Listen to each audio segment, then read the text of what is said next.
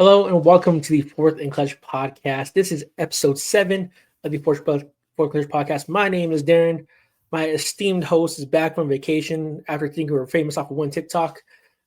I know we're taking PTO already, but Elias, say what's up to the people. What's going on, y'all? Came back from Mickey Mouse Land and had a blast, but I'm glad to be back to do the videos with you guys. We do have Darren stepping out here soon for another vacation, so I'll be taking over for that. Going to see if we have a guest coming on for us, but other than that, let's jump into it. All right, man. Let's get into the Week 9 recap, guys. We're starting off hot. Probably the most stressful football game Elias has watched in like the last decade. We got the Chicago Bears almost having an all-time collapse against the Cincinnati Bengals. Elias, I'll let you go because I'm sure your heart rate was through the roof, your blood pressure was through the roof, more roller coaster than you had at Disneyland for sure. So go ahead and get into this game, buddy. How did you feel? Yeah, so on my way here, I had a connecting flight from Orange County to Arizona, from Arizona here to New Mexico, where we currently reside. And as soon as I get on the plane from Arizona to New Mexico, the game just started, and my girlfriend had flipped her phone around to show me, oh, it's 7-0 Bengals. I'm like, the game's been on for 8 seconds. What happened? So I'm trying to get on my phone. I have no service. The plane's already about to take off. I lose my shit for the rest of the flight. I'm just, trying to watch some downloaded anime that I had and trying to zone out. But all I could think about is, are the Bears going to blow this? Yeah. Initial thoughts was rough. Finally landed roughly about 2 minutes left until halftime. Saw the Bears score, saw the Bengals drive down the field again. I turned it off and I was like, I'll just wait till I get to my parents' house to go do our little family ritual of watching the game there. Before I get into any more thoughts, I'll let you take over and just kind of chime in a bit before I just start schizo ranting on this whole game. Just allow me to gather my thoughts a bit. So I watched the entire game. I thought the Bears had it in the bag. The defense is playing relatively well considering who they went up against. They did a good job of bracketing Jamar Chase this whole game, but in bracketing Jamar Chase, they let T. Higgins go crazy. And that's the hard part about playing someone like the Bengals, the Eagles, teams that have really good 1 and 2s. It's hard. You can only shut one of them down. The way you do it is the way that the Broncos did it last week against the Cowboys, was they put that Sertan following Pickens, who's the 2, and then they bracketed CeeDee Lamb, who's the 1. So they said you're either gonna throw in a double coverage to your best player, or you're gonna throw to your number 2 option against our best guy. Pick your poison. And the Bears didn't really. They kind of just did that with because I think that Stevenson just trailing Higgins most of the game, and he kind of got deep fried. But T. Higgins is most people's ones, This game could have got out of hand, I think, for the Bears. They could have really blew the doors open. But Romo Dunze dropped that touchdown, which led to a few guys kicking a field goal. If he catches that, I think that's kind of game, set, match there. A lot of questions for the Bears in terms of the defense side of the ball. We know Dennis Allen's doing what he can with a bunch of grocery baggers on the defense. But my main concern right now going forward is it's like the second game the Bears have had to win this way. They can't keep winning games like this. So what's it going to take for this team to just put teams away? Yeah, so I had seen an interview recently. I believe it was with, if I'm not mistaken, it might have been Olamide Zaccheaus, our receiver. If it wasn't him, it was Tremaine Edmonds. But they had asked him the question, the Bears have won 3 close games this year where it came to the last play to decide the victor. And it said, do you guys ever get in the locker room and talk about we can't consistently win games like this. Sometimes we have to shut down the game. We can't always expect to win a game in a last play effort. Because as a Bears fan, I'm conditioned that, it's coming down to a field goal. It's coming down to a last play. The Bears don't win. So seeing the Bears win 3 times this year alone off that, I'm like, this is insane. I've never experienced this before in my life because I'm so I'm so beaten, battered wife syndrome with the Bears. I'm not used to the niceness. I'm not used to great things. We can't consistently win like this. Yeah, like you said, T. Higgins, he's probably the best number 2, if not Devontae Smith. But either way, it's 1-2 with them. Devontae Smith and T. Higgins would be a low end number 1 on most teams. So you do with that as what you can. We keep losing DBs. We keep losing defensive players on the line. We're going to go into this in a bit about the trade deadline, but the Bears are just trying to get bodies on this defense at this point because the injuries have not stopped. We lost one of our defensive ends to a torn Achilles. We lost our second round pick, Shamar Turner, to I believe a torn ACL or something along the lines where he's out for the season as well. Our whole D line's decimated. Our DBs were playing with guys we're signing off the street. We signed Chauncey Gardner Johnson off the street and started him a couple of days later in this game. And I felt like he held his own, considering that he was playing the slot. I know that's within his repertoire, but normally he does play kind of like the box safety. But yeah, I think he did good. Tyreek Stevenson actually was a lot on Jamar Chase, and they had Nashawn Wright on T. Higgins. And there was one play where T. Higgins just absolutely mossed the shit out of Nashawn Mhm. Wright, and Nashawn Wright was 1000% in position. Had he been a better player, he might have been able to break it up, but I think T. Higgins just played a hell of a game. Joe Flacco balled out of his brains. I know people are like, oh, the Bears barely beat the Bengals without Joe Burrow. And it's like, I haven't seen a whole lot of games like that where Joe Burrow just stays poised in the pocket and just delivers the ball consistently. Like Mhm. you can tell that Joe Burrow, because he is younger, he does feel like that need to kind of scramble a little bit. Even though he doesn't have legs like Justin Fields or Lamar Jackson, like he does feel like he can move a bit, which is go to Joe Flacco, who's 41 years old. He's like, I'm not moving. I'm staying in this pocket. I'm going to deliver a quick ball. So I think with this offense, with the weapons that they have, I'm not going to say they work better with Joe Flacco, but in this stretch of games, they're like a top 3 offense ranked in the NFL. So they're doing great with Joe Flacco. I think Joe Burrow would do just as well, possibly better. But yeah, I don't think that it's a Bears one because there's no Joe Burrow. No, I think Joe Flacco with almost 500 yards passing, I think he did great. I think he did amazing. I think our defense is Swiss cheese. So is the Bengals. It was just who had the worst defense, and luckily it was the Yeah. Bengals defense.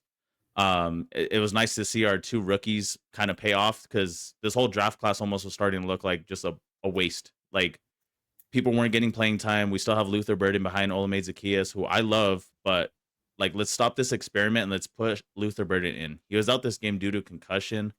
Um, but yeah, to see Kyle Monangai rush for over 170 yards, I think he was 3 yards short of 200 yards total from the ground, um, or total yards in general. But yeah, he balled out.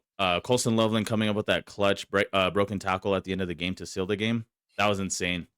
Uh, just seeing everything like come together, like our defense falling apart within the last 2 minutes of the game. Daniel Hardy, I wanted you cut off this team. I wanted you to go work a minimum wage job for the rest of your life for stepping on that ball because it didn't even travel 10 yards and you had the audacity to kick it.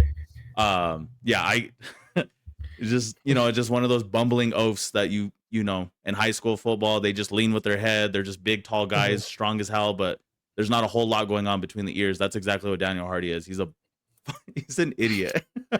So, whatever. He's a rotational piece. He's a special teams player, but get Mhm. him off our special teams. And speaking of special teams, we need to have a conversation about our special teams coach Hightower. Uh, Consistently last year, we had a solid special teams. Not much else, but our special teams was solid. Hence why we probably kept him along. But I feel like we should have just revamped everything. Like, why keep him? Like, I don't think special teams is irrelevant enough to just be like, just keep him. This is, I believe, the second or third game where our special teams has looked atrocious. We're giving up ridiculous penalties on special teams, which makes no sense. It's like we catch the ball, run the ball forward, just block the guy in front of you. There's no need to hit him in the back. There's no need to clip. There's no need to hold. Just let it go.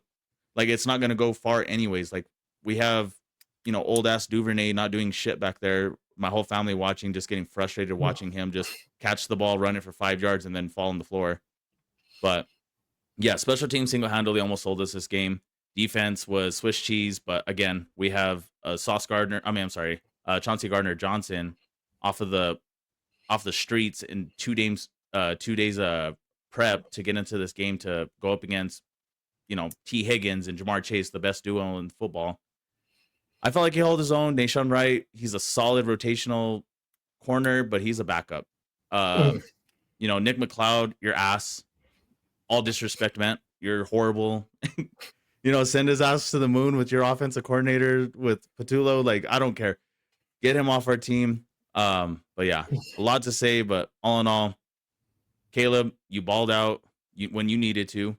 This dude has the clutch gene. I'm officially willing to announce it. Like this dude, every time in the fourth quarter, go look at his stats. He's actually up there with some of the best.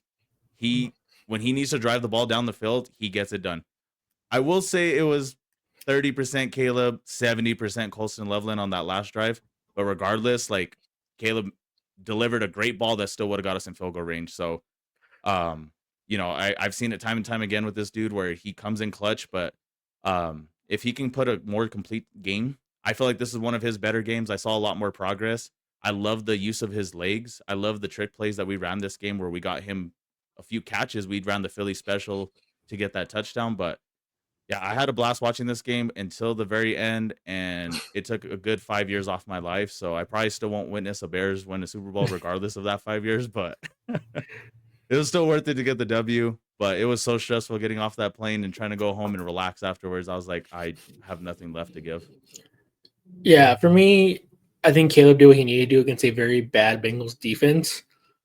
Um, I need to see him do it against better defenses in big moments.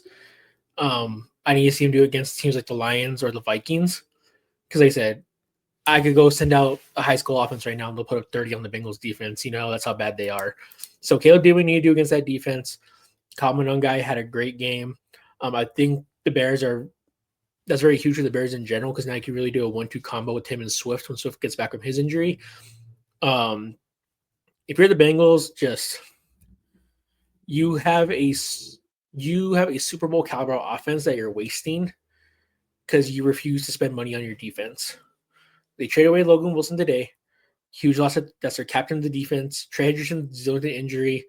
And other than that, you really don't have anything else on your defense to work with. So the fact that the Bengals aren't making any moves didn't make any moves at the deadline to try to bolster up the defense when they have a chance to make a run still when Burrow comes back in December. They kind of just, I kind of think Bengals just kind of packing it in at this point. And it sucks that their defense coordinator is probably going to get fired after this year, but it's no talent to work with on that defense. Like that was one of the worst tackling performances I've ever seen. Like Colson Levis should not have scored a touchdown on that. Like, let's be honest here. Like, that's just such poor. Three guys there can tackle one guy. Like, are you kidding me? That is just terrible tackling. And the Bengals have had bad tackling for the last 2 or 3 years now. They're probably the worst tackling defense in football. So it's kind of inexcusable to let Colson Levin get that touchdown off, because that should not have happened. It should have been a field goal. And Santos wasn't having the best game, so there was a chance he could have missed it with the wind and everything. So there's a possibility to go overtime, but because this team's ineptitude to tackle, they allowed the Guinness away from them after they did everything to make a comeback. So I have a quick question for you too, because you had mentioned like the defensive rankings, like Bengals being one of the worst, Cowboys being down there too. Bears at this point are down there as well. Like I had looked at the defensive ratings, like the Bears are bottom of the league, but we were leading the league at one point in turnovers or in takeaways. So that's kept us in some of these games. Like we have the fifth most money in the league spent on our defense. So obviously injuries are killing us. But Montez Sweat, where the hell are you at? We lost Ayo Dingbo, and he's dog shit. I'm sorry. You gave $16 million a year to a player who I can run faster backwards than this dude at a full sprint. This dude is atrocious. I'm not gonna say I'm glad he tore his Achilles, but like people even making comments on Twitter like, "Oh, he was playing this whole time." Like I wasn't aware. But yeah, like you had mentioned the kicker. My question going to you was, do you think that there's finally going to be a kicking controversy now that like you see Santos and like he's getting his low like trajectory kicks from anything more than 30 yards blocked consistently the last 2 years because he doesn't have a leg anymore. Do you think there's a kicking controversy now in Chicago with Jake Moody? It's tough to say, really, to be honest with you. Because Moody, yeah, he had the really good game with you guys, but he got cut for a reason from the Niners because of his inconsistencies. So the way I think I kind of see it is you maybe just kind of just do a kickoff essentially in practice this week and just kind of see who you think you want to roll with. And but at the same time, so you can't really do that because Santos was just coming back off an injury. But I would go with Moody just because he is the younger kicker, stronger leg. So I maybe just throw Moody in there and hope for the best and cut ties with Santos, and then you open up a roster spot for any type of defensive player you can get your hands on at this point if you're the Bears, preferably the secondary. So that's where I'd go with if I was the Bears. But yeah. And up next, we'll keep it in the NFC North. We got the Vikings and the Lions. I'll go to this game because I did watch a lot of this one. This was more credit to Brian Flores than anyone for this game win for the Yes. Vikings. JJ McCarthy did have a solid game. I will say that he did play a very solid game, but Brian Flores made Jameer Gibbs irrelevant this game, which is one of the hardest things to do because he's so versatile in the pass and in the run game. His ability to shut down Jameer Gibbs and really take him out the game was what won it for the Vikings. In all honesty, I think if Gibbs has 100 yards total, the Vikings or Lions still win that game. But he had a total of like 38 yards total or something like that, his lowest in his career. So Brian Flores bracketed him very well, shut him down, and that's kind of what got the Vikings the win. I know Justin Jefferson got hurt in this game. We'll see what happens going forward for the next few games with them. But I will say this: JJ McCarthy came back and he genuinely surprised me in this game, considering how good the Lions defense has been playing lately. I know the Lions don't have like the best defense, but they have been balling out given their circumstances and injuries. So for JJ McCarthy to come back after not playing in almost 6 weeks and playing the way he played, that's a huge sign for the Vikings. Can you just make it consistent now and build upon it? Because now you're 4-4, and this division is going kind of haywire right now. We'll get to the next game after this one because we have another NFC North team to talk about. My propaganda is looking real good, by the way, about that one. Um, Not a hot but take anymore. yeah, all credit to Brian Flores this game. You sealed the deal by shutting out Jameer Gibbs, but also props to JJ McCarthy. Yeah, I give props to JJ McCarthy. Like you look at the raw stats, nothing impressive, but if you watch the game, he made the plays when it needed to happen. I would love, like we talk about Caleb Williams, like you look at his stats some games and it looked like he had an amazing game, and then you watch the entire game and you're like, he missed some throws here, he missed some throws there, he held the ball a little too long. It's the same thing with JJ McCarthy, except the stats weren't there. Wasn't a great game statistically wise, but he made plays when they absolutely needed to happen. So this dude might just have that clutch gene, but he might not be a great quarterback overall. Still impressed regardless of how he played. Like, again, the plays that needed to happen when they happened. The defense shut down Jameer Gibbs. They shut down Montgomery. They popped the ball loose from him to get a fumble that was crucial for them to seal that win. But yeah, no, overall, like great defensive win for the Vikings. An offensive fumble from, no pun intended, but for the Lions, like, yeah, it opened the division wide open, like Bears winning. We'll get into the Packers losing here in a second. Lions losing. Now, essentially we should have a three-way tie because I don't count ties against the Cowboys as a Yeah, win. I count that as an utter loss, but NFL doesn't work that way. And then with the Vikings moving to 4-4, it just makes this whole division a lot more competitive. So, yeah. yeah, because for the North, there's a chance that you guys get 3 teams into the playoffs. Like, there's a realistic chance, to be honest with you. But yeah, so moving on to the fraudulent Green Bay Packers. Jordan Love is not top 5. Is not a top 10 quarterback. I don't want to hear it anymore. This guy stinks. I saw this dude though. He should have 2 egregious interceptions thrown. They lost 16-13 to the Panthers. It's inexcusable how bad of a loss this is for the Packers because not only did you lose, you lost at home.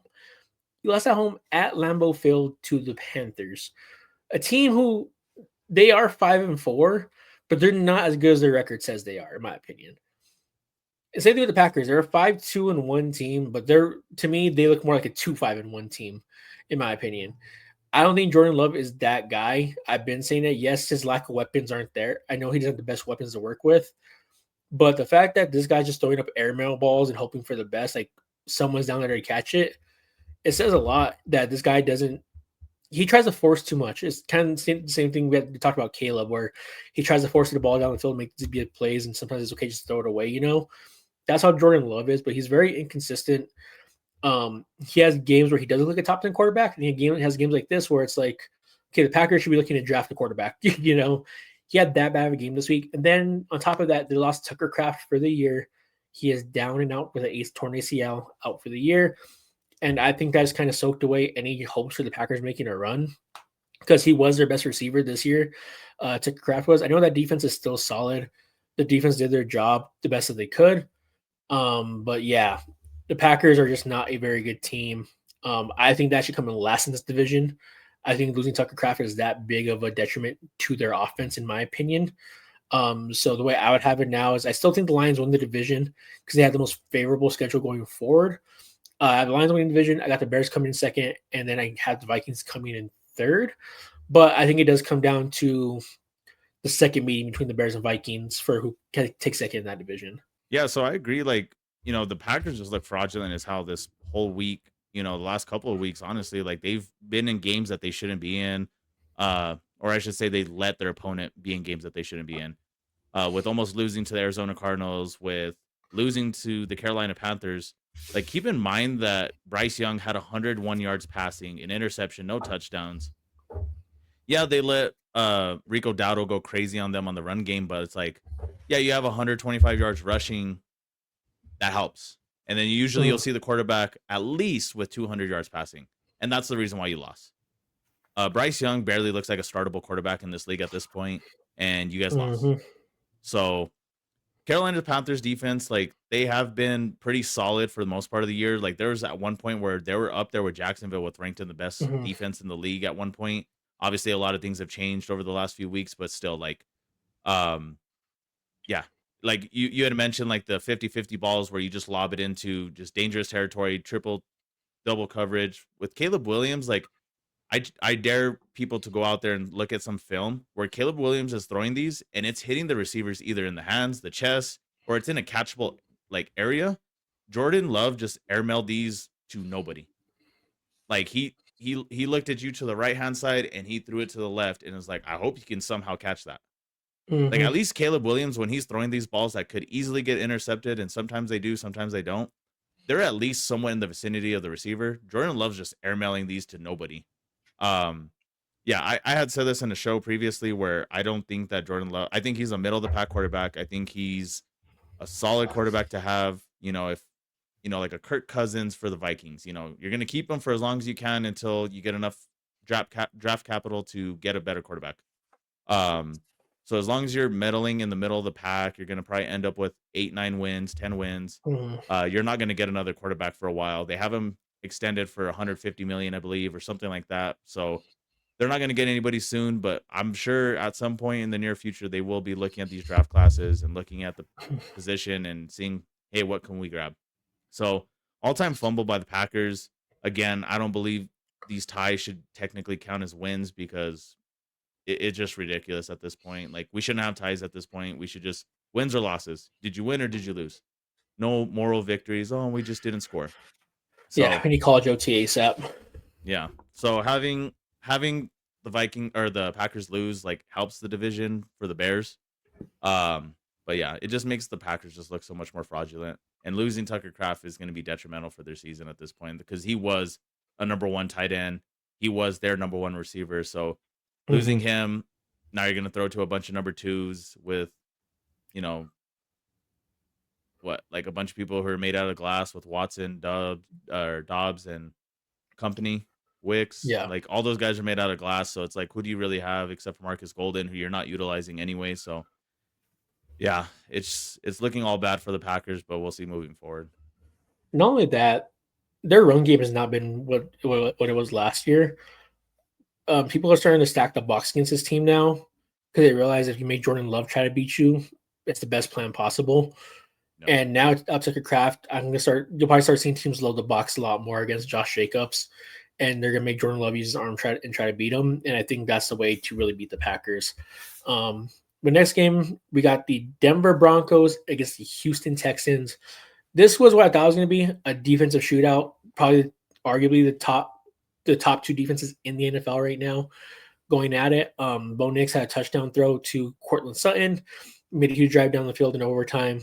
Um, Not too much to take away from this game other than just a defensive shootout. CJ Stroud did get hurt in this game, so I did expect the Broncos to blow the doors off of them. But my issue still with the Broncos is Sean Payton refuses to just let Bo Nix throw the damn ball and air it out.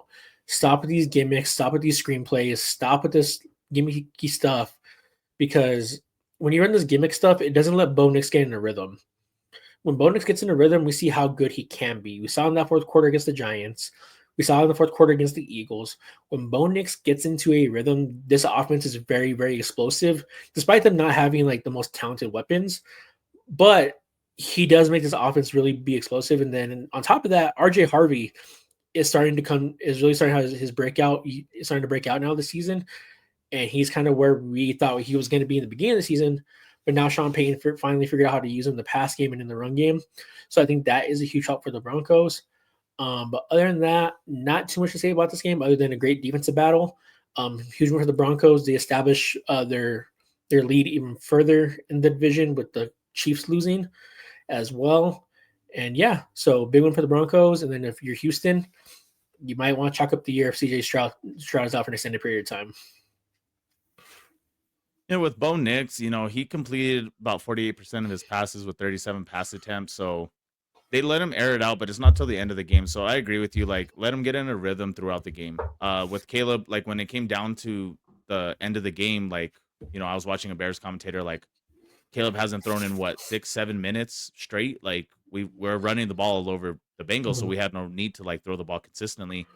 And same thing with Bo Nix, like their run game wasn't amazing to completely get away from the pass, and they're doing a lot of these trick plays and a bunch of other tomfoolery, but he still ended up throwing the ball for 37 times. He needs to complete a lot more of these, but I get it. Like, you got to get these quarterbacks into a rhythm. It's the same thing with like these workhorse running backs, like a Derrick Henry. He needs a ball consistently. He needs it often because he's bound to break one of these. Like, yeah, he might average 4 or 5 yards a carry for 16 carries, but then that 17th carry, he's going to break it for an 80-yard touchdown. Same thing with Bo Nix. He has he has it within him to just deliver that absolute dot down the middle to a Troy Franklin, to a Marvin Mims, a nice sideline catch to Cortland Sutton. But yeah, they need to let him get in a rhythm earlier instead of relying on him near the end of the game. Consistently, yeah, with the Denver Broncos defense, and it seems like anybody they play, it's like damn near one of the most boring games you watch. Like, as a fan, it's just a defensive matchup. The offense doesn't do a whole lot most of the game until the absolute end. Bo Nix, I regardless of the win, regardless of the 2 touchdowns, just the 48% completion percentage, like the one INT that was a pretty bad throw. Like, I just feel like he hasn't been playing great lately. He needs to get back on track. Just an awful game from him. The Broncos, came out of this, and I think it's mainly because CJ Stroud got concussed. Like, I honestly thought the Texans were going to come out with this one victorious without losing CJ Stroud. And they come up with these things with the QB slide and the late hits or whatever. I honestly think that was just a late slide. They commentated on it during the game, like, oh, maybe you just need to pull away. You see him, he's defenseless, and just pull away. It's like these players are already diving at him, and I get it. Maybe don't dive at the legs, like where you think that's where he's gonna be, because you end up hitting him in the head. But yeah, it's all bad for the Texans right now. I honestly think that they should have been a bigger seller for the trade deadline that we'll talk about here in a second, or at least a buyer. But regardless, like, I think the Texans season at this point's over. Broncos continue to build momentum even with all these ugly games, but with their division, I mean, we'll see how it goes for them the rest of the season. But Bo Nix, get your shit together. Sean Payton, allow him to get more consistent throughout the game, not just the absolute end of the game. Otherwise, you're going to see a lot more stat lines like this. Yeah, definitely. Rolling into the next game, we got the Falcons and the Patriots. So I don't know what to make of the Falcons. I don't know if they're good or if they're bad. I don't know if they're good or bad, because I thought they were going to get the doors blown off them against the Patriots this game. I really did. But they lose by 1 point. Drake London goes insane, has 3 tuds. I do not know what to make of the Falcons. All this tells me is that the Patriots can win tough games. That's what really tells me about the Patriots, and that it's going to be a tight race for the division, the division for them with the Bills. But for the Falcons, I don't know what to say. Like, I don't know what to make of this team. Are they good? Are they bad? I don't know. Because yesterday they looked like a team, or on Sunday they looked like a team that can still make a run at the division. But then 2 weeks ago, it looked like they were playing for a top 10 pick. Yep.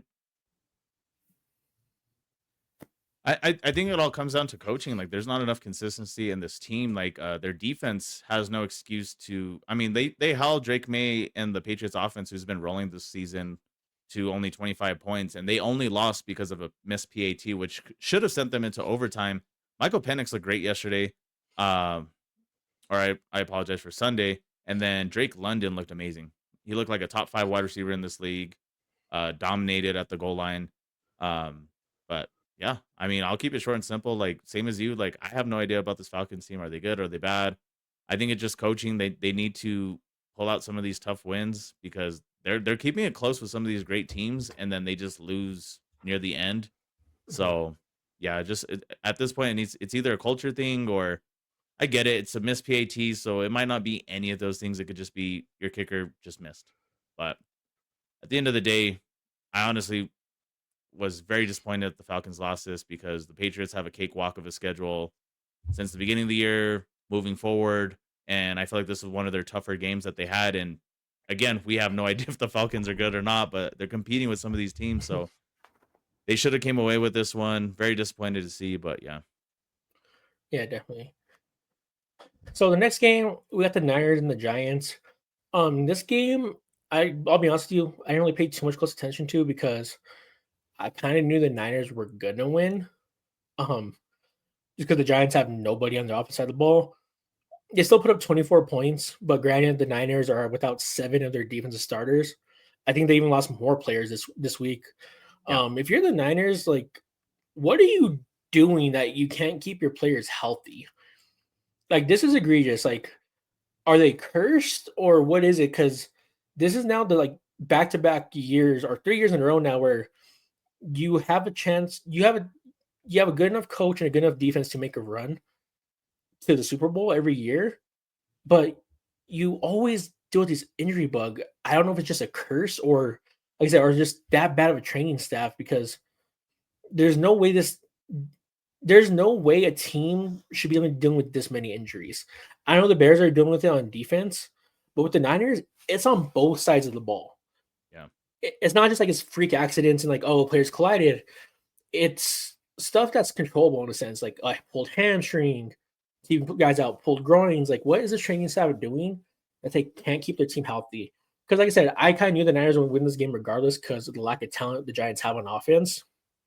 But seeing the Niners win some of the games that they won this year, it's like you're kind of like you wonder how good they would be if they could stay healthy. No matter who the quarterback is, whether it's Mac Jones or Brock Purdy, I think you can win with either. They've shown they can win with Brock Purdy, and they've shown they can win with Mac Jones too. But the injury bug has hit this team so hard that like I they're 6-3, but I kind of want to tell them just to pack it in for the year because you can't stay healthy. Because it's not like they're losing players like 2 or 3 weeks. They're losing players for the season is the Yeah. issue. So if I'm the Niners, like if you want to still make a run, make a run. But like at what point in time you look at your situation, and be like, maybe we just need to just focus on the draft and try to get younger guys in here, stay younger, stay healthier. But I really don't know what to say about the Niners and their health at this point. I just feel they're cursed. They're cursed. Yeah, losing Michael Williams, their first round pick, I believe from last year or this year, whatever it was, that's huge to like the defense. Like at this point, like they're holding on by threads. Like they don't have much like going into the next week, the week after that.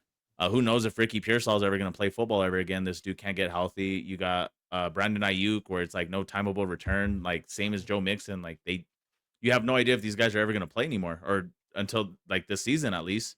And it's getting ridiculous. I don't know if it's like the practices are too hard because these soft tissue injuries, where it's the same thing with the Bears. Like we're wondering, like, are they practicing too hard and they can't get healthy? Is the training staff just absolute dog shit? Like, what's going on? Like, are they going to the trainer like we mentioned in one of the first episodes? Like, do they have a knee bruise and then the doctor snaps it out of place? Oh, sorry, I dislocated your knee. Like, what's going on? It's ridiculous. I mean, talk about like one of the upper echelon teams that I believe are absolutely fraudulent. I don't think that they should be near 6-3. That's just a testament to how great this coaching staff is. Um, but I also think that McCaffrey deserves so much more credit than he's getting at this point because this dude's single handedly carrying this team on his back. You look at some of these games where he hasn't performed, over 150 yards total on the game, like they're losing.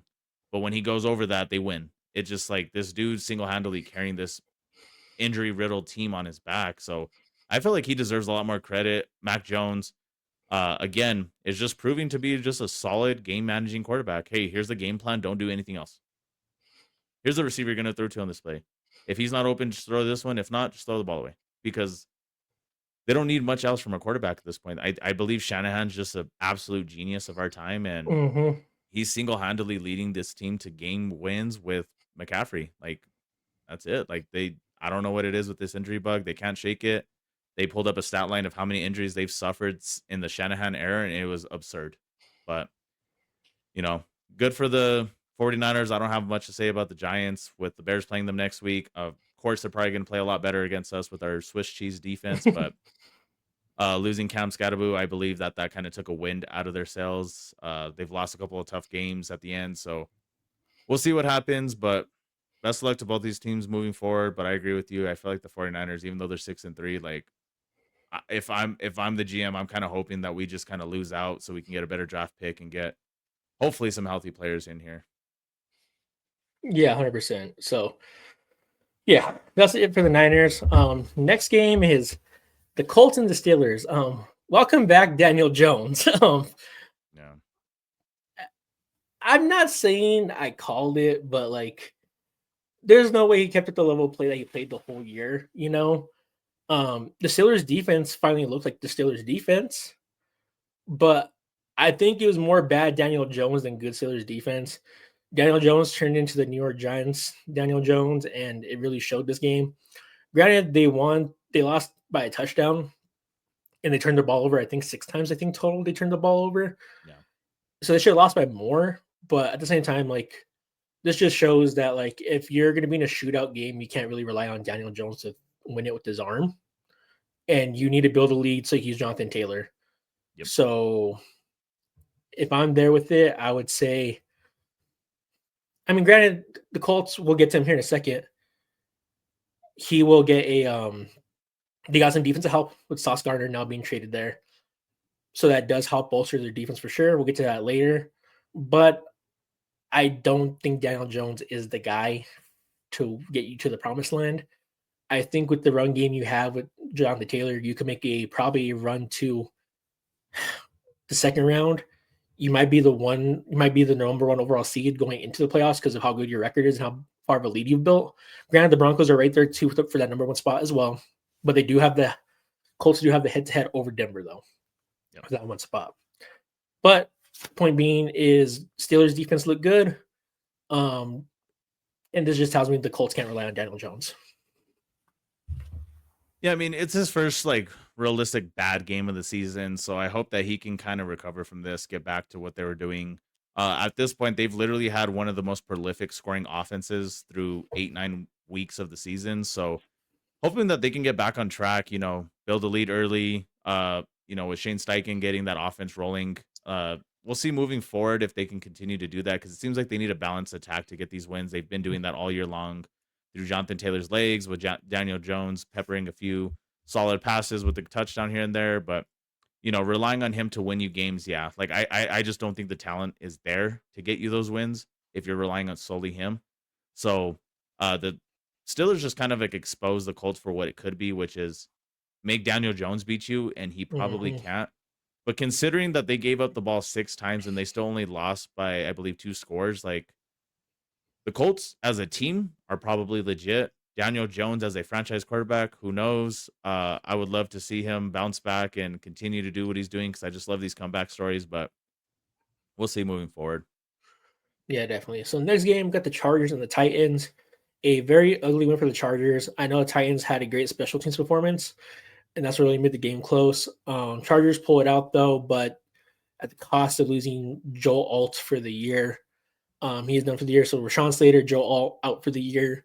And I think that kind of seals away the Chargers for the rest of the year too. I thought they could make a run and make the wild card still. I thought they'd be the division the AFC that gets 3 teams in, but they're no longer going to do that without their 2 best offensive linemen in. And it sucks because Justin Herbert is actually having a really, really good year. And Keenan Allen's back to being Keenan Allen. They're a very fun team to watch. The Chargers are a very, very fun team to watch, but without the offensive line, without those two guys being in there, I think I don't think they have what it takes to make that wild card run still anymore. Yeah, I didn't watch much of this game, so all I'll say is like we'll get into this here in a second, but they did trade for a tackle with Trevor Penning from uh the Saints, but hopefully that'll help a bit. But you can't replace a Joe Alt and Rashawn Slater midseason with a fifth, sixth, seventh round pick. Like it's just not gonna happen. But best of luck to the Chargers moving forward. I do believe their season at this point might be over. Unfortunately, it was fun to watch at the beginning of the year, but yeah, that's about it. That's it for that one. Next game, not too much to talk about here. Rams and Saints. Tyler Shutt sucks. I was kind of what I said when I did my solo episode that no matter who's quarterback of this team, they weren't going to be good. The Saints just need to go into full rebuild mode. They traded off for Shaheed today. It just sucks that Spencer Rattler kind of got the short end of the stick with it, but unfortunately, he was a fourth round pick. So you don't get the same leash that a first or second rounder gets. And plus, the Saints reached and took Tyler Shutt in the second round anyway. So it kind of sealed Spencer Rattler's fate there. But like I said, no matter who was in this offense at running the helm, they weren't going to be successful. And this was just all Rams for this game. Do you have anything to really add on to this game at all? No, other than Stafford just balled out. This Saints team is hot garbage. It's gonna be them and the Titans and the Jets battling for the number one pick at this point. That's about it. So the next game, an overtime thriller win by the Jaguars, 30-29. Raiders went go for two, and they lose in the most raid way possible with Geno Smith just throwing into the defensive lineman's arm to get deflected to lose on the 2 point conversion. This just tells me that the Jags are fraudulent as well. This division sucks. Let's be real here. The AFC South is horrible. Worst Like, division in football, other than the Colts. yeah, other than the Colts, this division isn't very good. I know the Jaguars are 5-3, but their offense is not very good. Yeah, they put up 30 points against the Raiders. The Raiders. Keep in mind it's the Raiders. Um, I know Travis Hunter was hurt, so they didn't have him to use, but Travis Etienne not being used the way he was in the first 2 weeks is insane to me that they just kind of stopped using him. They went away from that. I think that Liam Cohen is trying to make it's the Trevor Lawrence show there. So it's kind of turning away from the run game that they could have that could be really good. And they just trusted ETN more, but they don't for whatever reason. But yeah, Jaguars squeak it out. They're fraudulent. The Raiders, you still suck. Yeah, I mean Raiders ass, Jaguars fraudulent, Trevor Lawrence fraudulent. I haven't believed in this dude for the last several years. He just continued to shows me that he's just not him. I mean, with them acquiring another receiver today that we'll talk about later on might possibly help, but uh, with Travis Hunter getting hurt at practice, I'm just getting a update on my fantasy roster. Oh, Travis Hunter to IR. Like Yep. it was a bye week. what happened? So it doesn't help that this dude hasn't had consistent receiver help there in Jacksonville, but he's just not making great plays consistently. He's I don't know. There's just something about Trevor Lawrence that just screams to me just bridge quarterback, journeyman moving on from this point whenever they get past his contract. Like I think he is a startable quarterback in this league, but I think he's a bottom half of the league kind of starting quarterback. Um, Nothing else other to say than Raiders, another fumble. I think this team just needs to go back to Oakland. Just sell everybody. They should have. They didn't, but we'll get to that here in a second. And yeah, that's about it. All right, next game, the game of the week, the Bills and the Chiefs. Buffalo take it home at Orchard Park. Josh Allen is 5-0 now in the regular season against Patrick Mahomes. I hope that the Bills can get it done in the playoffs this year because they are my Super Bowl pick to come out the AFC. It is the Bills. But we'll get to it later. The Bills did nothing to improve their team during the trade deadline today, which pissed me off because why didn't you go get Rashid Shaheed? Why didn't you go get Jacoby Myers? They didn't make the trades necessary to bolster his team, though a big win. They got James Cook back involved. Don Kincaid is back to be fully healthy. He is now their best receiving target. Yep. It was a shootout, not really a shootout, but it was a tightly tested game. kind of be expected when these two teams meet. It's never be a blowout between these two teams. Um, big win for Buffalo. You keep it close in your division now. If you're the Chiefs, you're now way behind in your division to Denver, though they do play this upcoming week. So that will be a very, very big game. That's probably the game of the week next week, I would say for sure, between those two. But yeah, huge win for the Bills. You beat Patrick Mahomes again in the regular season, but Josh Allen, I can't even say it's Josh Allen. D- Sean McDermott, you need to beat Andy Reid in the playoffs because Josh Allen does everything he can to win games. But that defense always falters at the short end of the stick. They don't hold their end of the bargain. So Sean McDermott, you need to get it done this year because if you don't get it done this year, you might be fired. Even though you've been to 3 consecutive AFC Championship games, you might get fired just because you can't win the games that you need to win. Yeah, it's just the same two teams every year. I mean, Josh Allen triumphs over Pat Mahomes in the regular season. Pat Mahomes triumphs over Josh Allen in the playoffs. Like he wins when it matters, and Josh Allen wins when it doesn't really matter. So, nice to get Buffalo back on track. With a couple of wins stacked together, but all in all, wasn't very impressed with either team. I'm impressed with the Bills winning in the fashion that they win, but that this is what they do. They're 5-0 against the Chiefs in the regular season, so they do what they need to in the regular season. But let's see it in the playoffs. I mean, other than that, I don't really have much to say. Chiefs still have a weak ass run game. They didn't make any moves, unfortunately, for like a Brees Hall or anybody for this trade deadline, but yeah, weak ass run game. They're relying a little too heavily on Rasheed Rice. So we'll see if that can continue moving forward. They have him playing running back at some point. So I don't know. Uh, Congrats to the Bills, but overall, not thoroughly impressed with either team at this one.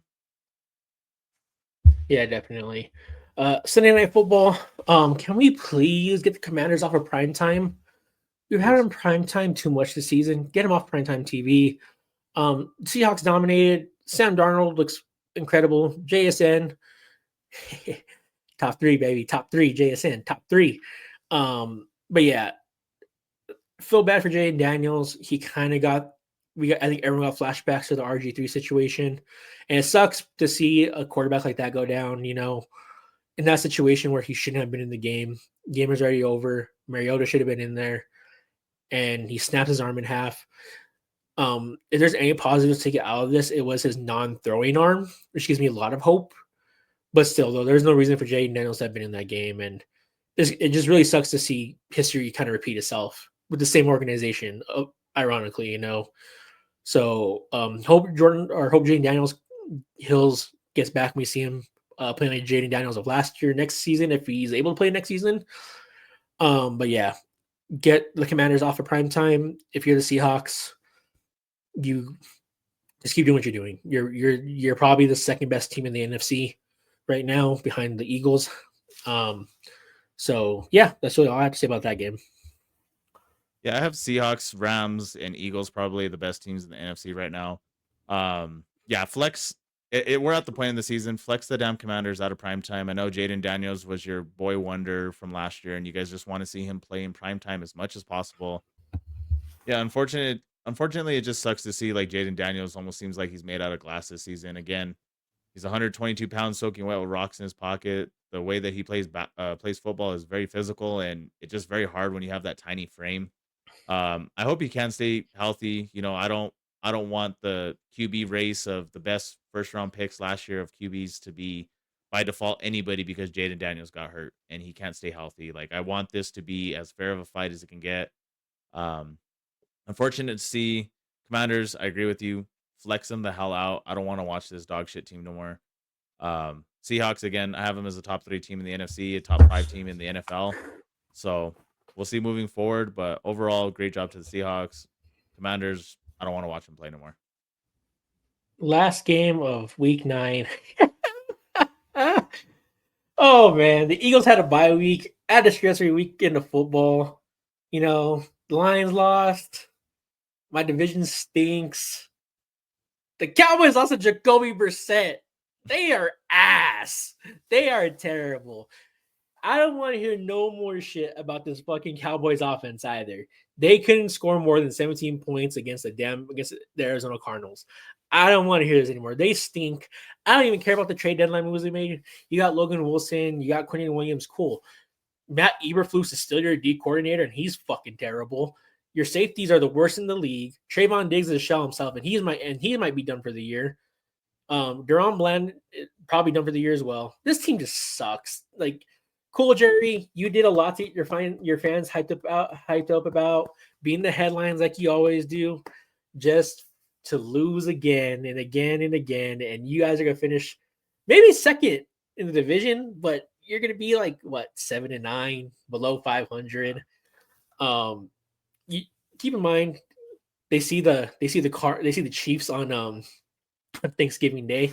So I'm gonna have a great Thanksgiving. I'm gonna see some belt to ass, eat some good food, be built like Quentin Williams that day with my fat ass eating all that food that day, seeing the Cowboys lose. This team just sucks. And like I just love seeing the misery of Cowboys fans, it's a great weekend being an Eagles fan. Like I said, we won and we didn't even play. Like there's no better feeling.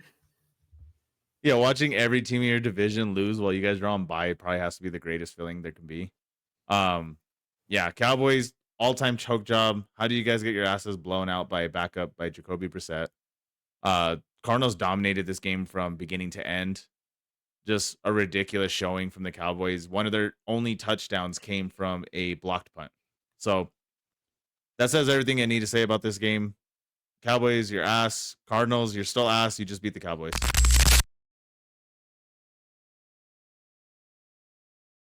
All right, and the next topic we got for you guys is we're gonna have the trade deadline recap. The deadline today was about 2 o'clock Mountain Time, about 3 o'clock Central Time. So let's jump into a few of these trades. The number one biggest trade is being Sauce Gardner being dealt to the Indianapolis Colts for 2 first-round picks. What's your initial thoughts about this? I think it's an overpay. Um, Massive. they gave up essentially what was given up to acquire Micah Parsons. Mine's giving up no, they did give up a player. They gave up Donnie Mitchell. Um, I don't think Sauce Gardner is worth 2 first round picks. I would give him like two, maybe a second and a third, but not 2 first rounders. I don't think he's worth that. I think he is one of the more overrated DBs in the NFL. And I know people will go to advanced. Just I know the stat nerds will be like, well, according to this, he's this, this, and this. Yeah, I don't care. He hasn't been that guy this year. He got Kentucky fried by George Pickens of all people. And I don't think Sauce Gardner is going to be that big of a difference for the Colts. Yeah, he helps out. He does bolster the secondary up a lot and does make the defense a lot better. It does make the defense better for sure. But it's still Daniel Jones at the quarterback position at the end of the day. All right, no more hate on my Indiana Jones. But He's yeah, Daniel massive Jones. overpay. I have a feeling that this trade was we'll do 2 firsts for Sauce. Deal. And then the Colts was like, oh shit, you accepted that? Well, do you also want Adonai Mitchell? Because I think the Colts just don't want anything to do with this dude after that Yeah.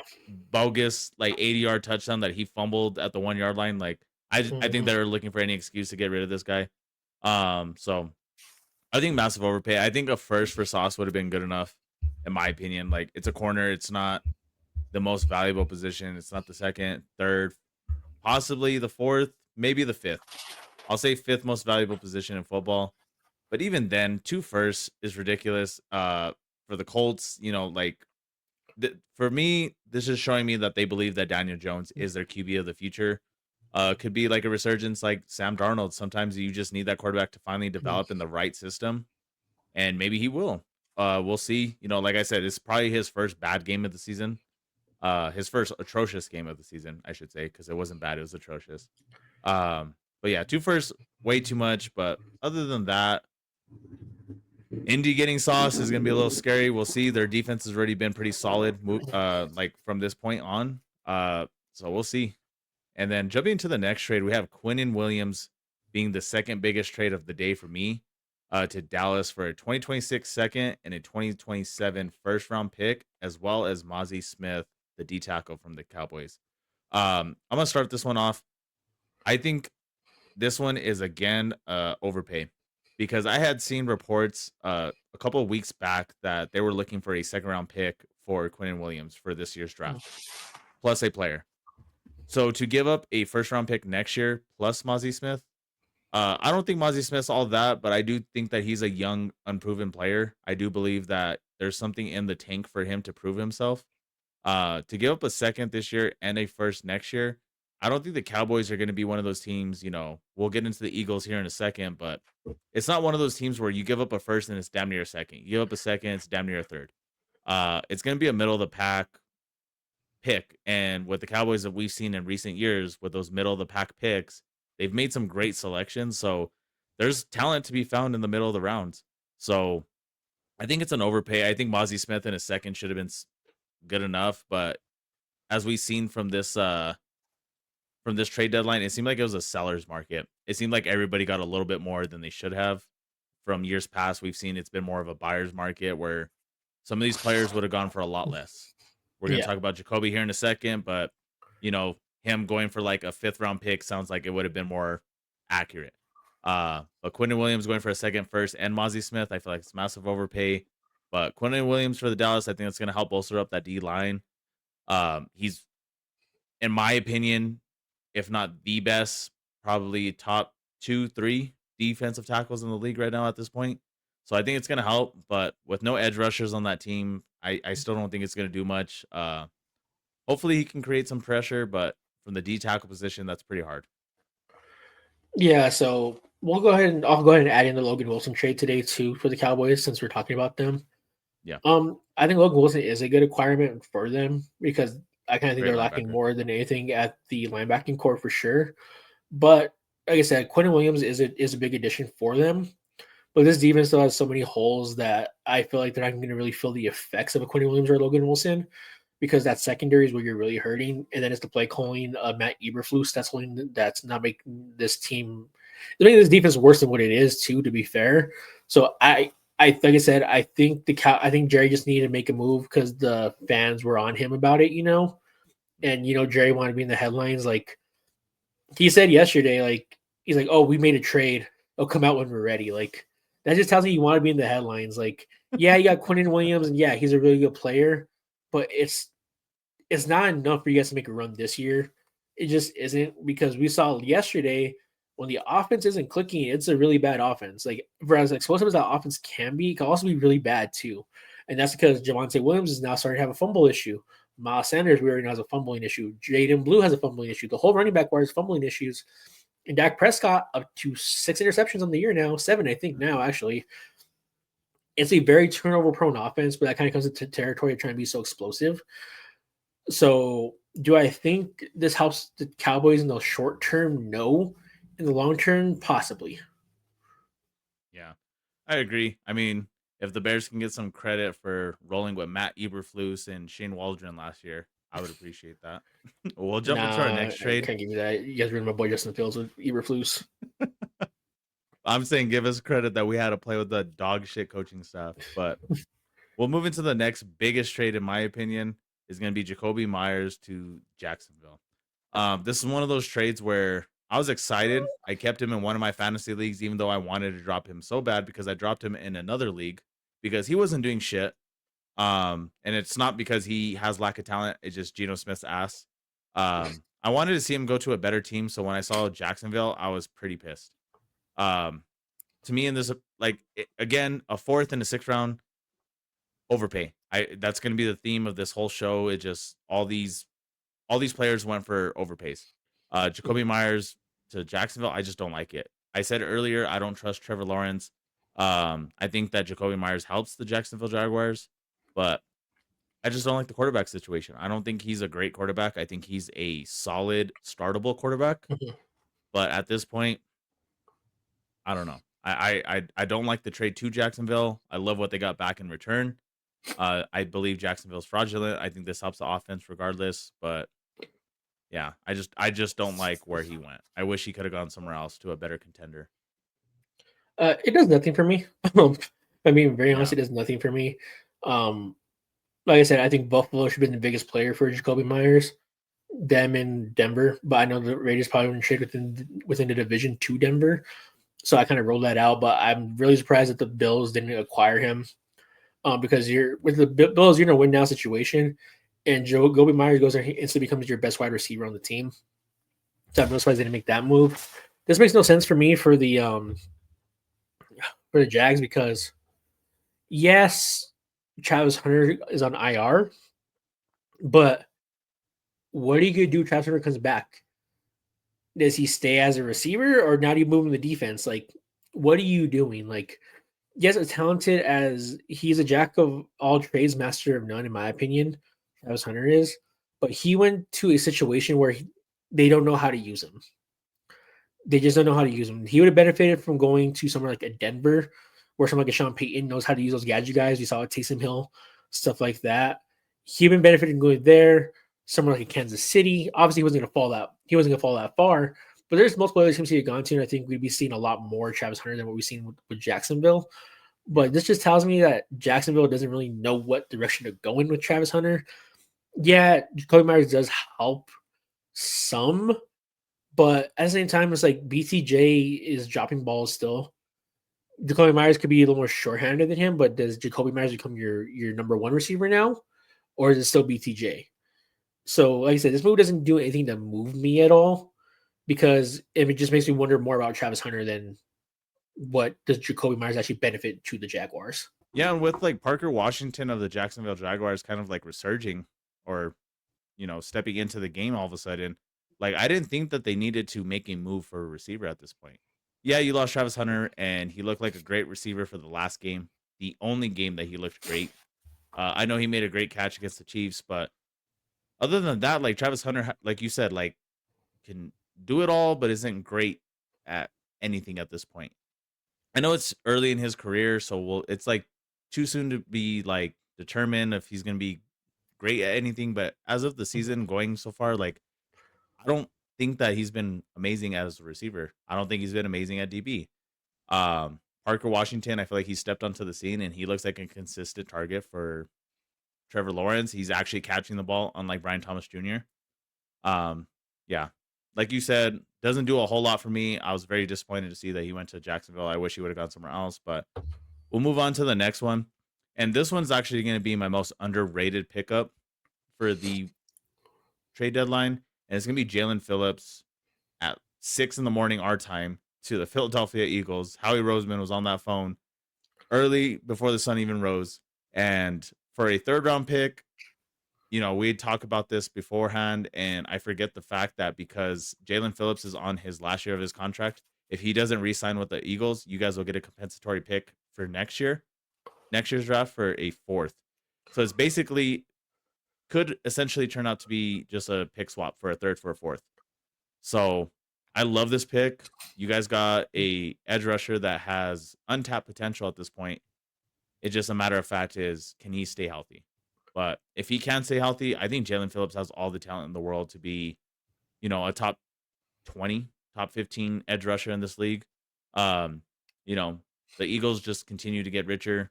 The rich get richer, but I love this pick. Most underrated pickup of the day, in my opinion. I love this because we desperately needed a edge rusher for sure. And I think once Nolan Smith comes back, our defensive lines look really good again. We have Jordan Davis still. Jalen Carter needs to get a healthy return to form. He needs to get back into shape. I don't think he's in full game shape. That's why we've seen a lack of what he can be compared to last year. But I do think adding Jalen Phillips, getting Nolan Smith back, we're going to see the Jalen Carter of last year return. That helps out a lot. We also made some other moves at the trade deadline.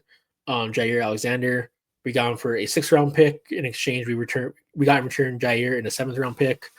I don't hate the move. Jair hasn't looked the best.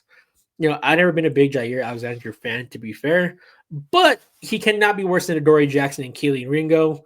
They suck ass. So it can get worse than them.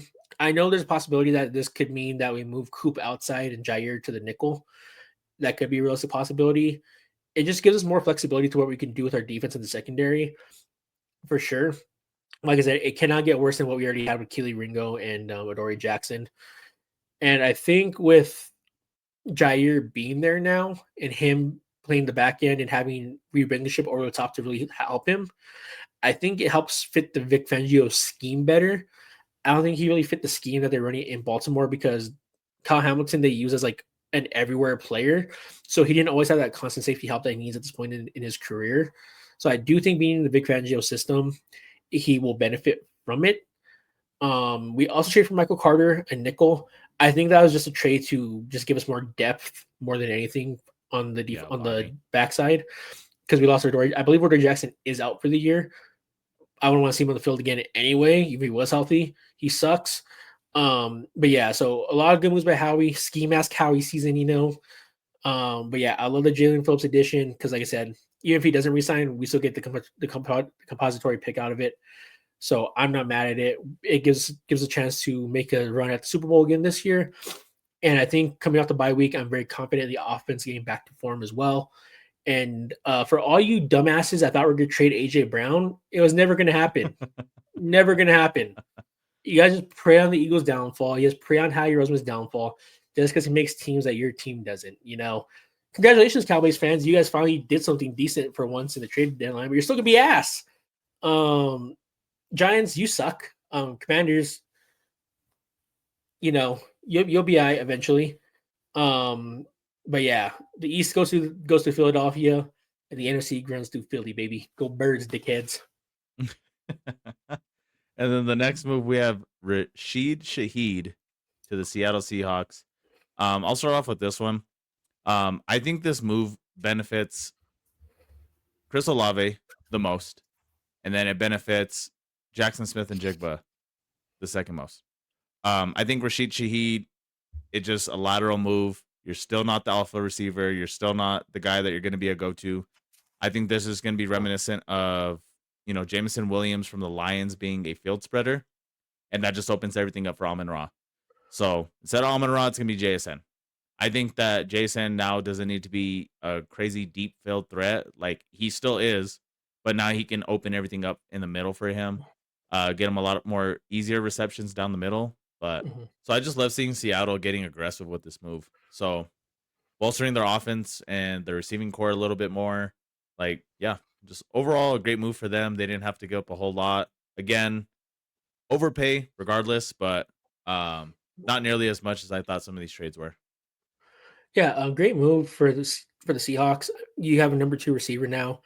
Cooper Cup just is on his last legs. Unfortunately, he also got hurt recently too. So kind of sucks because I wanted to see Cooper Cup kind of have like one more decent year before he probably retires here in the next 2 to 3 years. But he went home to Seattle, where he's from, to probably call it a career here very soon. But if you're the Seahawks, way to, like you said, way to be aggressive.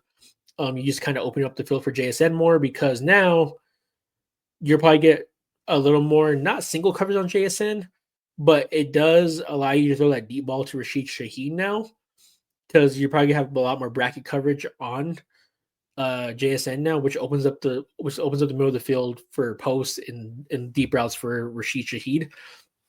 And on top of that, I think this is a great move for them too to try to open up the run game a little more now. Because now when you have to worry about two receivers on the outside, I think it makes it harder to stop the run at that point as well because you can't really sell out for the pass the whole time now. So I think this is also a move to benefit the run game as well. We both said earlier they're probably the second best team in the NFC behind the Eagles.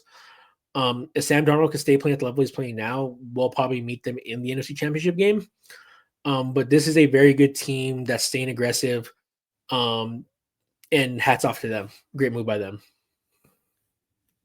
And unfortunately, one of the least climatic moves of the day. Unfortunately, I do have to mention my Bears. With all the injuries, with all the injuries that we're facing at this point, I saw a move from my Bears and I was hoping that, this obviously isn't the last move of the day. But again, it was a seller's market, so hats off to Ryan Poles for standing pat and being like, I'm just not gonna give you a second round pick for this guy or that guy. Like I'll just give you a late round pick swap, a six and you give me a seventh for Joe Tryon Shoyinka. I don't care if I'm pronouncing his name right. He's just an average rotational piece. I don't have much to say other than all these injuries to the Bears D line. We just needed a body. We needed somebody who can play in a game. And, I love this move for the fact that we didn't have to give up anything. It's a late round pick swap, six for a seventh, and you give us a player. Um, but I hated that it was our only move. But then back to loving that we just didn't give up a lot. These teams were wanting a little too much. You see the Jets selling off half their team and they robbed down near everybody. So they're trying to rob people consistently with anybody else who was available on their team. So it's a good move to get a body late round pick swap. We got 2 7s instead of a 6. Oh well, I don't care. Um, Other than that, I just hope that he can contribute. Maybe get a couple of sacks to end out the year. But other than that, not much else to say. Just disappointed that it was a seller's market, not a buyer's market this year.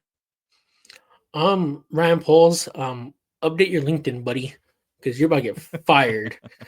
Um, I think I hear where you're coming from, but at the same time, it's also inexcusable that he did nothing to try to help the defense. Essentially, like even if it was just trading away sixth and fifth to sixth rounders to get some type of depth on your secondary specifically, is what really bothered me for the Bears.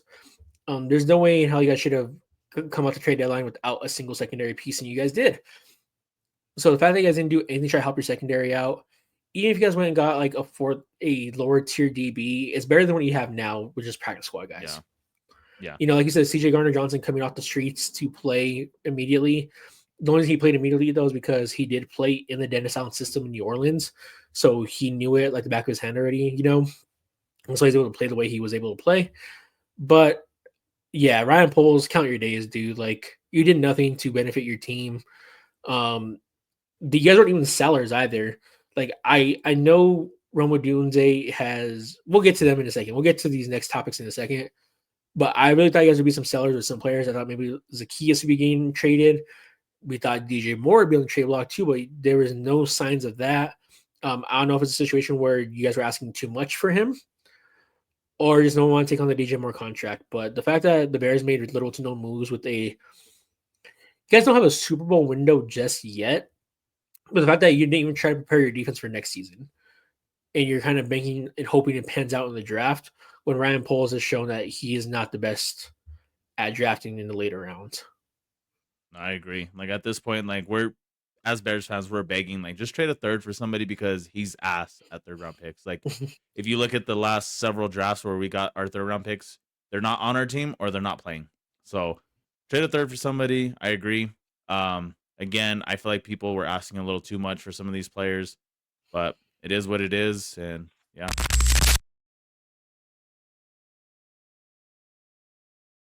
All right, and our next topic, we're gonna go over our three. We have hopefully three different ones. Most disappointing players of the NFL season this year. So I'm gonna start off my list with my three, and I'm gonna start off with TJ Watt. And then I'm gonna let Darren give his opinion afterwards. I'm gonna get through my three, and then we're gonna start off with Darren's three. So TJ Watt this year has 5 sacks in 8 games. Right now he's on pace for 10.5 sacks this year. Just absolutely disappointing year. He's regarded as, if not the best, one of the top 3 best defensive players in the entire league, and that includes all positions. So to see him just completely fall off a cliff, and he's still playing healthy. Um, we had talked about it earlier with the Steelers defense kind of getting back on track this last game, but that's like in spite of TJ Watt and his lack of production. So very disappointed to see, with him just like stacking up these seasons with 15, 16, 17 plus sacks a year, having a year where he almost broke the sack record, actually. It just, very, it just, the point of this topic, very disappointing to see just absolute abysmal year from him. Yeah, I'm gonna disagree with you on that one. Um, it'd be different if it's like if TJ Watt had like a really good year last year, and that was his only good year, and now we're expecting him to repeat what he did last year. But he's been good throughout his pretty much his entirety of his career. And yeah, he's not having the best year this year, and he's having kind of a down year per his standards.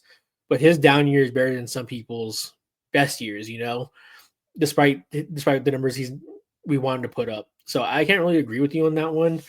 Just because at the end of the day, it is TJ Watt, and he's getting chipped. He's going up against every type of block scheme you could possibly throw at him for sure. So I can't really say he's been a disappointment, other than like, yeah, it's not stats turned up last year. Those are hard numbers to replicate. Yeah. So I'm just gonna take it as like it's a down year, but I don't see it as like it's a disappointment though. Okay, that's fair. I'm gonna jump into my next player, and I got Brian Thomas Jr. This dude can't catch a cold in the winter at this point. Uh, 420 yards on the season, which puts him 41st in the league. 30 receptions this year, which puts him 55th in the league, and only a touchdown one single touchdown this entire league or this entire year. Um, the stats say it all. He's been atrocious. He was one of the best receivers last year, and to see him put these abysmal stats up this year, regardless of the quarterback play, um, it just an outright awful year for you. You're just haven't performed well. You're consistently dropping passes. It's bad all around. Yeah, I too have BTJ on my list. Um, you have entered Jalen Rager conversations, buddy. Yeah, Because you stink. You yeah, stink. Like I know people give Trevor Lawrence a lot of flack, but I've seen a few Jags games this year, and he's putting the ball where to only BTJ can catch it, or he's putting it right on the money, and he just doesn't catch it. Like you have a drop issue that you got to get figured out. Um, I know the quarterback play isn't the best, but when he does give you the ball in his good moments, it's to where you can make a play. And you don't make those plays. yeah. So, the highly disappointing year from BTJ, not just from a season standpoint, but from a fantasy football standpoint too. He was. I thought I got him as a steal in the third round. Jokes on me, I'm a fucking moron for thinking that because he sucks. Yeah. Um, but yeah, BTJ is definitely on my list too. So that's one we do agree on. And then my last and final most disappointing player of the year is going to be Geno Smith. When Well, he that's a good signed one. with the Raiders, I was expecting better than Garoppolo. I was expecting on par with Derek Carr in his prime. You know, not his MVP season, but solid quarterback play. You know, like you'd seen some resurgence in Seattle, then he goes to the Raiders and he's back to his Jets days. Atrocious ass all around. You know, he's just not consistent. Turns over the ball way too damn much. Um, you know, he had a better game this last game. Just force feeding Brock Bowers, but all in all, just a god awful season from him. I was expecting a lot more when I saw that the Raiders got him. I thought it was a sneakily good move. And jokes on me, pies in my face. He's just been awful. So that's it. I agree with you on that one. That's one I didn't even cross my mind because it's the Raiders. So I just assumed it's gonna be cheeks all year around there. But yeah, I agree with you on that one. I think we're all expecting Geno Smith to maybe not be as good as he was in Seattle because he doesn't have the weapons he had in Seattle. But we were expecting for him to regress to this point. Now it's looking if you're the Raiders, like okay, do we call Arizona for Kyler Murray? Do we maybe start calling these other teams, or do we get away with maybe trading a late pick for Spencer Rattler or Justin Fields? Because Geno's not the answer. He's just getting up there in age as well. At this point, you need a quarterback that has some younger upside to him that gives you a little more time to build. And with the Raiders' ineptness to also develop rookie quarterbacks as well, I think they'd be more beneficiary for trading for a quarterback that's already in the league and kind of hoping for the best with that one than going through the draft. I agree. So now we'll jump into your list. I know we had Brian Thomas Jr. on our list, so on both of our lists. So we'll get into your two. So who's the first player on your list? I have Kenneth Walker. Um, Absolutely. I was expecting Kenneth Walker to take a massive step this year. I was expecting him to be a top five running back in the league this year, to be honest with you. I was expecting a huge leap from him. I know the offensive line isn't the best in Seattle, but there's no reason why Kenneth Walker should be having the year he's having. Um, you have a great offensive scheme there with Kubiak there, and we saw what he did last year with Alvin Kamara. I just think it's a Kenneth Walker issue at this point. He's not hitting the hole hard the way he's supposed to be. He's stutter stepping. He's dropped quite a few passes that he typically catches in screen games this year. He's not breaking things open. He's not doing very good after the catch. And I don't think I've seen him break 55 yards more than twice this year. And he was someone I was very high on, not just for fantasy football purposes, but I was just high on him coming into the year in general. I think we all expected him to have like a breakout year this year with the Kubiak system, and he just hasn't panned out. I know he splits carries now with Zach Charbonnet, but now we're starting to see more Charbonnet in the red zone than we are Kenneth Walker. I know Kenneth Walker had a great first 4 games last year where everyone was calling him K9 and he started to regress. And we're seeing more of the back half of the season K9 this year than we were the good K9. Yeah, and I agree with everything that you said, except for the fact that I think this is just a coaching issue in terms of they're giving the least talented, least efficient running back more of the touches or any touches for that fact. I like Zach Charbonnet, but he's been very inefficient. If you look at his yards per carry, it's like around 2.7 this year. And then you look at Kenneth Walker, who's in the fours.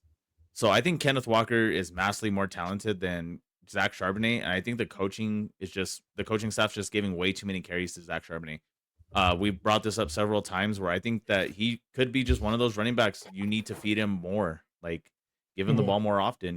Like then he would start having these 100-yard games because I see it from him. Like I could see the talent there. Not the greatest O line like you alluded to, but yeah, still very disappointed in him. The coaching staff needs to let him get into the end zone a few times, taste a couple of touchdowns here and there. But other than that, yeah, all around just disappointed in him. I wouldn't doubt it if they move on from him in this offseason and grab another running back in like the fourth, fifth round to pair with Zach Charbonnet. But yeah, disappointed all around. He's someone I'm very surprised that didn't get moved at the trade deadline for sure. Me too. I thought the Seahawks would move off of him and maybe just try to rely on whatever they have in the backfield now, how good their pass game is. But yeah, so K9 is on there. Our next one, I do have Roma Dunze on there. I do have a lot of hate in my heart for him costing my parlay this past weekend, but it also is just because like I know everyone's saying, "Oh, his stats, his stats, his stats," but he's been dropping a lot of passes this year. It's not at a BTJ rate, but when Roma Dunze is dropping these passes, it's in critical moments. And the other thing that I really don't like from BTJ this year is I thought you would take that step to the next level to where you're the guy that like just throw it up and you make a play. And he has not been very good with contested catches at all this year. If he's not wide open, he's not catching it. And for someone of his size and that has the speed he has, he should be having a lot. He should be a lot better than what he has been this year. And it just makes me really question of like, can he be that guy that could go up and make a play? And maybe that's why the Bears didn't trade DJ Moore and they're holding on to DJ Moore for that reason. Because maybe DJ Moore to be their guy when in big situations. Let's just try to get him the ball in the pass game and see what happens. Because he is better. He is better in the open field after the catch than Roma Dunze is for sure. But Roma Dunze is the better route runner and a bigger body to where he should be making these plays, but he's just not. And he hasn't taken the step that I wanted him to take. I would expect him to be like a Drake London type of player. I'm not saying he would get where Drake London is now this year, but I would take him to take the steps that Drake London took, and he's just not taking them. And he's just throughout as the years gone on, he's starting to regress more than progress. He came out of the gate hot, but ever since then, it's been a regression. And you gotta get your dad off of Twitter, buddy. Your dad's not helping your case at all. Your dad's an idiot. Um, but yeah, I've been very disappointed in the year that Roman Dunze is having because, like I said, I thought he would take that ascension to be the guy for the Bears, and he just hasn't. Yeah, with Roma Dunze, like I agree with everything except for one thing. Like I do believe he's taking that step to become the number one. But yeah, in the latter part of the season, I do believe he's kind of regressed. It's very disappointing to see. And I did kind of say this like Roma Dunze, can you make a contested catch? Other than a wide open scheme touchdown, like we need to see this. Um, we need to see you come down with a few of those. Hopefully, because he does. I do believe that he has great hands. It just something about that contested catch at the NFL level is just throwing him off. So hopefully he can put it together. It's only his second season. I do believe that he will make that stride to be the number one. But so far in the later part of the season, I have been very disappointed with him. Yeah, you're his dad. If you're listening, you're a bum. Shut the fuck up. Just get off Twitter. No, your son's not getting traded to a team that's going to target him because your son has been the most targeted receiver in our offense this season. So shut up, get off Twitter. But all in all, yeah, disappointed in the last several weeks, but I do believe he'll get back on track. I do believe that Caleb just kind of over targeted him at the beginning part of the season, and teams are locking in on that, which has caused some kind of inconsistency between him and Rome with Caleb. Um, but hopefully they can fix that moving forward and get the relationship back on track when it comes to being on the field. Yeah, because like I said, I do trust the Ben Johnson scheme to get Rome open. That's not an issue. But the thing is that if you want to be that guy, you have to make these catches. You have to Yep. make those contested catches when it's called upon because right now it's relying on, hey, Caleb, whoever's the most open, just get the ball to them, which is never a bad thing. But every now and then we see what the good receivers, we see it with Jamar Chase, we see it with the AJ Browns, we see with receivers like that, where it's just like, hey, just throw the ball up and let them make a damn play and hope and let them come down with it. Just give them a shot. With Rome, Caleb does give him chances, but like I said, he doesn't come down with them. And that's been the real issue with him. Like I said, with someone with his size and speed, he should be coming down with those catches. And like I said, I want him to take that leap, that Drake London leap, but he just hasn't. And like you said, he is getting targeted, but at the same time, it's as the weeks go on, he's not catching the ball when he does get his moments. Because like I said in the beginning of the podcast, you guys could have blown the doors off the Bengals when if he would have caught that touchdown, and he just flat out dropped it. I know it's a little behind him, but it's still a very very catchable ball. Yeah, it was a tipped ball at the line when I watched the film back. But regardless, like, yeah, you're expecting the ball to go in front of you, which it probably was going to. Got tipped, hit you at your hip, but you had hands on it. You need to catch the ball. I mean, Mhm. easier said than done, but I mean, I feel like most receivers can make that catch. So get these contested catches underway. You know, the catches that aren't hitting you perfectly in the chest, like just make something else other than that. All right, Pork and Clutch family, that will do it for episode 7. I will not be in episode 8. It's my turn for my PTO. I will actually be at the Seahawks Cardinals game on Sunday since I'll be in Seattle. Um, I don't really have too much to add other than Elias will be here with himself or a guest to be determined. But yeah, Jordan Love, you suck. I'll see you on Monday in Philly. You haven't beat the Eagles yet. Go Birds, dickhead. And yeah, that's all I got for you guys. Elias, you got anything else to say for the people before we go?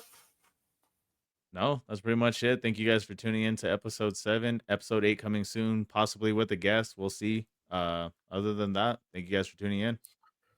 Yeah.